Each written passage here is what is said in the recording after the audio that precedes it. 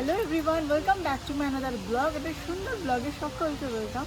আশা করি তোমরা সবাই খুব ভালো আছো, সুস্থ আছো। আমিও কিন্তু খুব খুব ভালো আছি, কারণ আমি ঘুরতে এসেছি।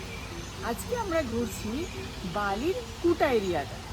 কুটাতে অনেক সুন্দর সুন্দর জায়গা আছে, তার মধ্যে প্রথমেই আমরা চলে এসেছি আজকে JWK কালচারাল পার্কে। তো চলো, আমরা যেগুলো দেখবো সেগুলো তোমাদেরকেও দেখাবো সঙ্গে এসে।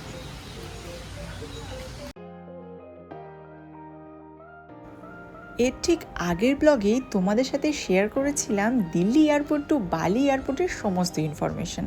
সো যারা যারা এখনও সেই ব্লগটা দেখোনি, ঝটপট চলে যাও, গিয়ে চেক আউট করতে পারো। আশা করি সেই ব্লগটা তোমাদের খুব খুব ভালো লাগবে। সো চলো আজকের সকালটা শুরু করা যাক।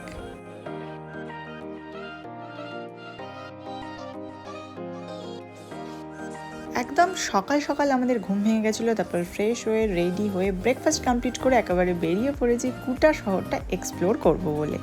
প্রথমে আমরা বাইক রেন্ট করেছি, তারপর আমরা পেট্রোল ভরিয়েছি, তারপর আমাদের জার্নি শুরু হয়েছে। এবার বলে রাখি, এখানে বাইক রেন্টের প্রাইসটা কীরকম। পার ডে আমাদের লেগেছে 1,00,000, মানে ইন্ডিয়ান মানিতে হচ্ছে 550 টাকা। পেট্রোলের দাম ভীষণই রিজনেবল, পার লিটার 55 টাকা। তো তোমরা আরামসে কিন্তু স্কুটি করে পুরো কুটা শহরটা এক্সপ্লোর করতেই পারো।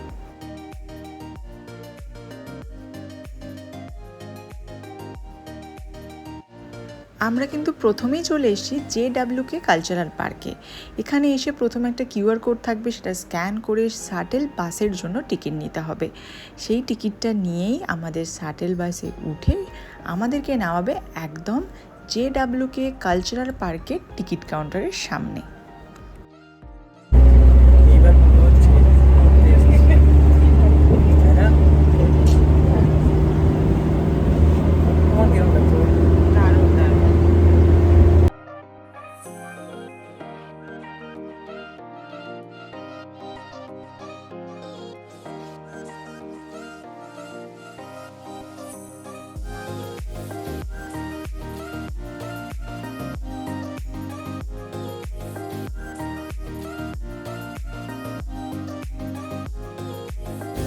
সো আমাদের টিকিট কাটা হয়ে গেছে, এই যে টিকিট, ঠিক আছে। তো আমাদের টিকিট পড়লো ভাবি 120K, 125K পার পার্সন করে। তো আমাদের টোটাল পড়লো 250K।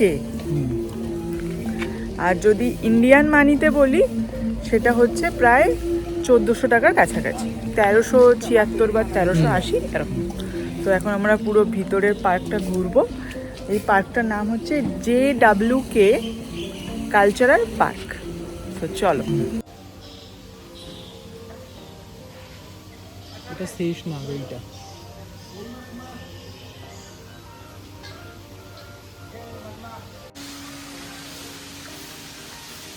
এটা বিষ্ণুর 4টে অবতার। এটা হলো নরসিংহ, কুর্ম, বরাহ, মৎস্য।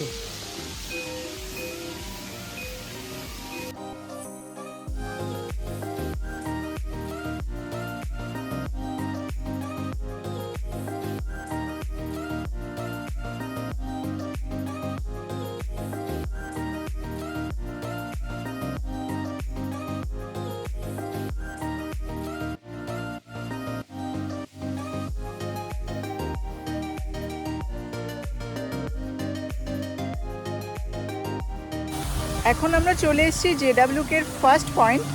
এটা হচ্ছে লর্ড বিষ্ণুর একটা স্ট্যাচু, খুব সুন্দর দেখতে।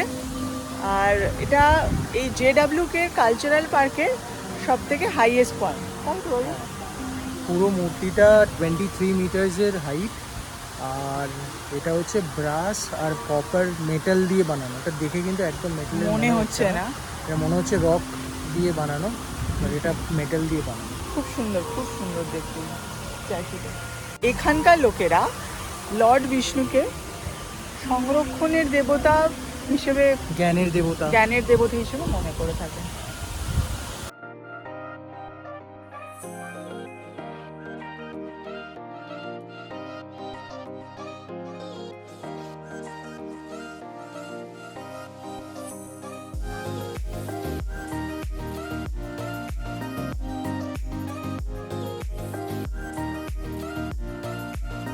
এখন আমরা চলে এসেছি এই পার্কের লাস্ট স্ট্যাচু, সেটা হচ্ছে গরুড়া বিষ্ণুর একটা দারুণ সুন্দর মূর্তি, যেটা কিন্তু কুটা শহরের সমস্ত জায়গা থেকেই এই মূর্তিটা দেখতে পাওয়া যায়।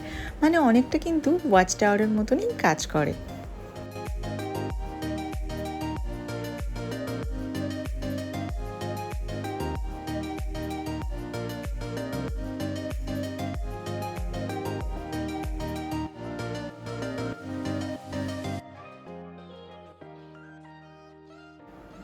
চলে এসছি আজকের সেকেন্ড পয়েন্টে, সেটা হলো পান্টাই মেলাস্তি বিচ। কুটা শহরের এই বিচটা কিন্তু সব থেকে সুন্দর। আমরা অলরেডি ভিডিও দেখে এসেছিলাম, তাই আমি আর পীযূষ কিন্তু অধীর আগ্রহে অপেক্ষা করছিলাম যে কখন আমরা এই বিচটাতে যাব।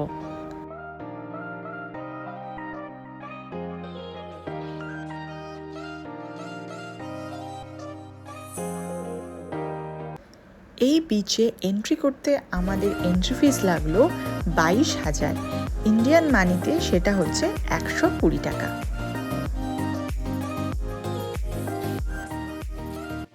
মেলাস্তি বিচ জাস্ট অসাধারণ, মানে সিরিয়াসলি এত দারুণ বিচ আমি এর আগে দেখিনি। ডে ওয়ানেই আমি এত ভালো একটা বিচ দেখতে পেয়ে গেলাম।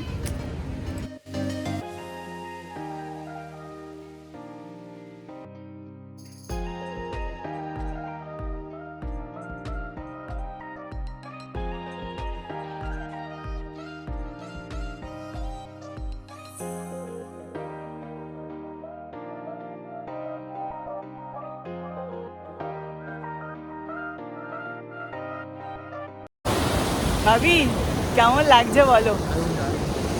দারুণ, আমারও খুব ভালো লেগেছে বিচটা।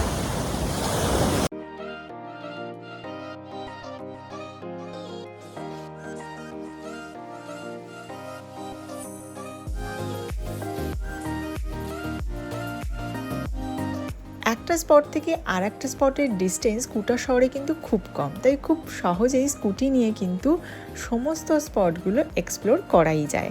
আর আমরা এখন চলে এসেছি পান্টাই পান্ডবা বিচ। এই বিচে রয়েছে পঞ্চ পাণ্ডব সাথে মাতা কুন্তির সুন্দর মূর্তি। তাদের নামানুসারেই এখানে নাম হয়েছে পান্টাই পান্ডবা বিচ। আমরা এসেছি এখন পান্ডবা বিচ, এটাও খুব সুন্দর। এখন আমরা বসে আছি টিম্বিস বিচ ক্লাবে। আসলে রাস্তায় যেতে যেতেই মানে এটা আমাদের পড়লো, আর ভাবলাম এই ভিউটা দেখতে দেখতে একটা কোকোনাট ওয়াটার ট্রাই করা যায়। শুনেছি এখানকার কোকোনাট ওয়াটারগুলো নাকি খুব ভালো খেতে, তো ভাবলাম এখানে বসে ট্রাই করি আর একটু ভিউটা এনজয় করবো। এত সুন্দর লাগছে এখানে বসে থাকতে।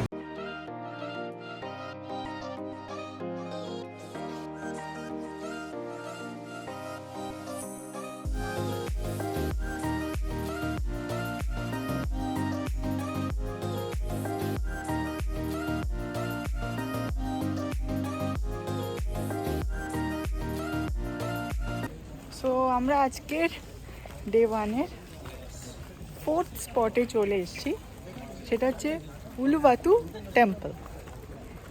আর এখানে এন্ট্রি ফি লাগলো ইন্ডিয়ান মানিতে হচ্ছে 250 করে, তাই তো?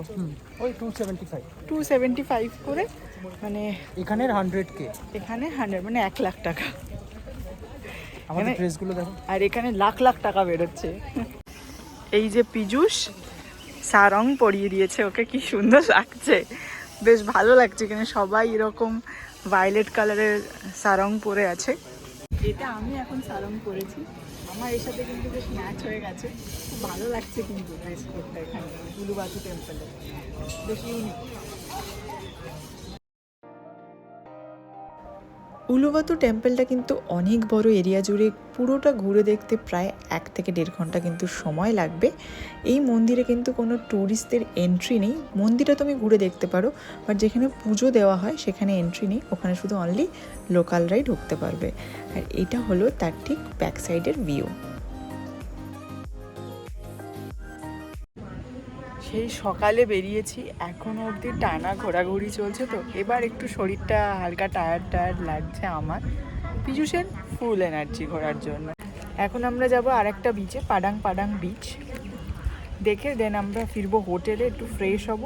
দেন সন্ধেবেলায় আমাদের ইচ্ছা আছে সেমিনায়ক বিচে যাওয়ার। ওই বিচটা এখনও দেখা হয়নি। কালকে রাত্রিবেলা কুটা বিচটা দেখেছিলাম, বাট সিম্পলের মধ্যে খুব ভালো। সেমিনায়কটা দেখার ইচ্ছা আছে। এবার এখান থেকে বেরোবো। আর এই টেম্পেলেই, উলুবাতু টেম্পেলেই হয় কেচাক ডান্স, যেটার টিকিট আমরা পাইনি। আর এটা আগে থেকে অনলাইনে টিকিটটা কেটে আসলে যা বুঝলাম, মানে সিজনে আসলে অনলাইনে অবশ্যই কেচাক ডান্সের টিকিট কেটে আসা উচিত, না হলে কেচাক ডান্সটা দেখাটা একটু চাপের, টিকিট পাওয়া গেল না।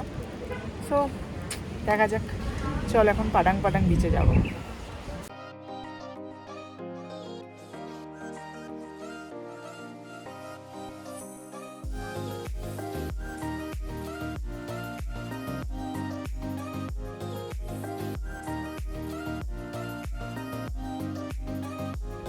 এবার চলো তোমাদের সাথে শেয়ার করবো একটা ইম্পর্টেন্ট জিনিস। বালিতে এসে প্রথম তোমাদের নিতে হবে কিন্তু সিম কার্ড। এই সিম কার্ডটা আমি যেটা নিয়েছিলাম সেটা হলো টেলকম সেলের 24 জিবির একটা সিম কার্ড। এই সিম কার্ডটা নিলে তোমরা অন্য ফোনেও কিন্তু হটস্পট দিয়ে কানেক্ট করে ইউজ করতেই পারবে নেটটা, এবং এখানে সমস্ত জায়গায় ওয়াইফাই থাকে। এই নেটটা নেওয়া মানে হচ্ছে তোমরা রাস্তাঘাটে ড্রাইভারদের ফোন করা, গুগল ম্যাপ দেখা, এগুলোর জন্যই।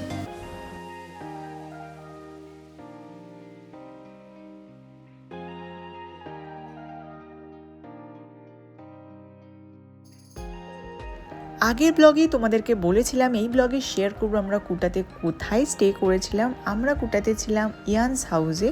এটা একদম বিচ থেকে জাস্ট 5 মিনিট ওয়াকিং ডিস্টেন্স, আর একদম কুটা মার্কেটের কাছেই ছিল।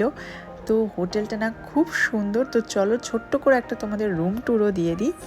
রুমে ঢোকার পর ফার্স্টেই রয়েছে একটা দারুণ সুন্দর স্পেস, যেখানে তোমরা তোমাদের লাগেজ রাখতে পারো, বসে ডিনারও করতে পারো, সুন্দর স্পেস আছে।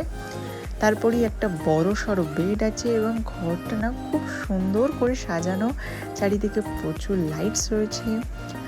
এই হচ্ছে বাথরুমটাও ভীষণ পরিষ্কার, এবং সমস্ত কিছুই কিন্তু এই বাথরুমে দেওয়াই ছিল আগের থেকে।